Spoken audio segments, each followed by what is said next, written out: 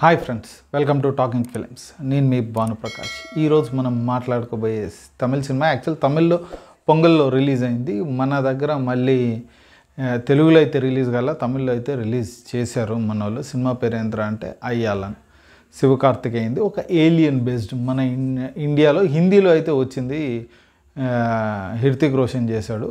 South ఇండియాలో alien based అయితే ఇప్పటిదాకా రాలేదు. ఇప్పుడైతే మనకి ఫస్ట్ ఏలియన్ బేస్డ్ ఫిలిం వచ్చింది. అది మనం సూపర్ హీరో అని అనుకోవచ్చు, మనం అటాకే చేస్తున్నారు. డైరెక్టర్ వచ్చి రవికుమార్ అయితే డైరెక్షన్ చేశాడు ఈ సినిమా. అతను నేట్రు ఇండ్రు నాలై అన్న ఒక సినిమా తర్వాత సెకండ్ ఫిలిం అయితే చేయబోతున్నాడు. మనకి రకుల్ ప్రీత్ సింగ్, ఇషా కోపికర్ వీళ్ళంతా మనకి ఇది చేస్తున్నారు. AR Rahman music. సినిమా స్టోరీకి వచ్చామంటే, సినిమా స్టార్టింగ్లో స్పేస్ నుంచి ఒక ఆస్ట్రాయిడ్ టైప్ వచ్చి పడుతుంది. అక్కడ ఒక స్టోన్ అయితే దొరుకుతుంది, దాన్ని స్పార్క్ అని చెప్తారనమాట.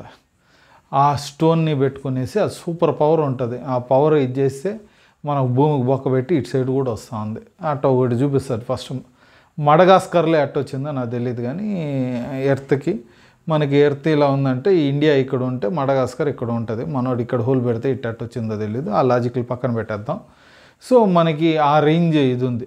దాన్ని వీళ్ళు ఇక్కడ మానవుల దగ్గర ఉండకూడదు, మానవులు చాలా డేంజర్ అనేసి అది తీసుకెళ్ళేకి ఒక ఏలియన్ అయితే వస్తుంది. ఏలియన్కి ఒక లవర్ ఉంటుంది, మాట్లాడుతూ ఉంటుంది లవర్తో. అక్కడ వచ్చినప్పుడు కొద్దిగా స్పేస్ షిప్ అనేది వాళ్ళు ఆక్రమిస్తారు. ఇది కొట్టేసి వెళ్ళిపోయే టైంలో కొద్దిగా మిస్ అవుతుంది అన్నమాట. స్టార్టింగ్ మిస్ అయితే హీరో దగ్గరకు వస్తుంది. హీరోతో ఉండి హీరో చాలా మంచోడు అని తెలుసుకొని మనోడికి కొద్దిగా సూపర్ పవర్ టైప్లో ఇచ్చి వీళ్ళంతా ఎలా మళ్ళీ అది తీసుకొని వెళ్ళారు అన్నది సినిమా అంతా. మేబీ తమిళోళ్ళు సూపర్ హీరో చేసేకి ఇది ఒక అటెంప్ట్ అని చెప్పుకోవచ్చు. ఇదంతా సినిమా ఈ రేంజ్లో అయితే స్టోరీ ఉంది. సినిమా చూసినప్పుడు ఏమనిపించింది, నాకైతే సినిమా స్టోరీ ఏలియన్ అన్న కాన్సెప్ట్ తీసుకున్నాడు, కానీ రెగ్యులర్ రొటీన్ ఇదే తీసుకున్నాడు. దానికి అనుకూలంగా మన వాళ్ళు సర్ప్రైజ్ ప్లాన్ చేసేటట్టు తీసుకున్నారు. రకుల్ ప్రీత్ సైన్స్ టీచర్ ఇది అది ఉన్నాయి, అంతా బాగానే ఉంది. కానీ సినిమాలో కావాల్సిన ఎక్స్ ఫ్యాక్టర్ చూస్తున్నప్పుడు వావ్ అన్న ఫ్యాక్టర్ అయితే నాకు మిస్ అయిందని నేను చెప్పాలి. అది అండ్ శివకార్తికేయన్ బాగా చేయలేదంటే బాగా చేశాడు. ఏలియన్గా చేసిన ఇదంతా కూడా బాగానే ఉన్నాయి. విఎఫ్ఎక్స్ కూడా పర్లేదు, అక్కడక్కడ అంతా బాగానే ఉన్నాయి. కానీ మనకి ఏదో ఒక మిస్సింగ్. కాకపోతే మనకి పెద్దోళ్ళకి మిస్ అవుతుంది, కానీ ఈ చిన్నపిల్లల కోసం కొన్ని ఎలిమెంట్స్ అయితే యాడ్ చేస్తున్నారు. అది మనము కొద్దిగా ప్లస్ అని చెప్పాలి. పిల్లలు చూస్తే పిల్లలు కొద్దిగా ఎంజాయ్ చేసేటట్టు ఆ చిన్నవి అయితే యాడ్ చేసుకున్నారు. కాకపోతే ఈ పెద్దలకి మట్టుకు అది చూస్తున్నప్పుడు అంత రొటీన్ ఫీల్ అయితే మట్టుకు వస్తుంది. కాకపోతే శివకార్తికేయన్ చాలా బాగా చేశాడు, పాజిటివ్. నాకు మ్యూజిక్ కూడా నేను పాజిటివ్ అని చెప్పాను. నాకు పెద్ద ఏఆర్ రెహమాన్ అంటే ఒకప్పుడు 90s ఎర్లీ 2000 ఉన్న ఇదైతే ఫీల్ అసలు ఏమీ లేదు ఏఆర్ రెహమాన్ది. నాకు పాటలు కూడా సూపర్ అనిపించలేదు, బ్యాక్గ్రౌండ్ కూడా ఓకే. ఏఆర్ రెహమాన్ అంటే మనకి ఒక ఎక్స్పెక్టేషన్ ఉంటుంది, ఆ రేంజ్కి అయితే లేదు. ఓకే, సినిమాకి తగ్గట్టు ఏదో ఇచ్చాడు, కానీ నేనైతే పెద్ద ఫీల్ అయ్యి సూపర్ చేశాడనమాట నాకు అనిపించలే. ఎందుకంటే మనకి ఏఆర్ రెహమాన్ అంటేనే ఒక స్టాండర్డ్ ఉంది కాబట్టి ఆ స్టాండర్డ్ అయితే లేదని ఖచ్చితంగా చెప్పాలి. కాకపోతే కెమెరా వర్క్ బ్రహ్మాండంగా ఉంది, నీట్గా ఉంది. ఎడిటింగ్ దానికి తగ్గట్టు మనకి బోర్ అనేది అక్కడక్కడ అనిపించినప్పటికీ ఓకే పర్లేదు అని అనిపిస్తుంది. మెయిన్ వచ్చి ఈషా కోపికర్ చాలా ఇయర్స్ తర్వాత మళ్ళీ సినిమాలో మనం చూడగలిగాం. ఈషా కోపికర్ ఎవరు అంటే మనకి కంపెనీ సినిమాలో ఒక ఐటమ్ సాంగ్ చేసింది. మనకి నాగార్జున సినిమా ఒకటి ఉన్నింది కృష్ణవంశీ గారిది, దాంట్లో హీరోయిన్గా చేసింది. ఆ తర్వాత దిల్ చాతాయలో కొద్దిగా మంచి ఈ రోల్స్ అయితే వచ్చాయి తనకి.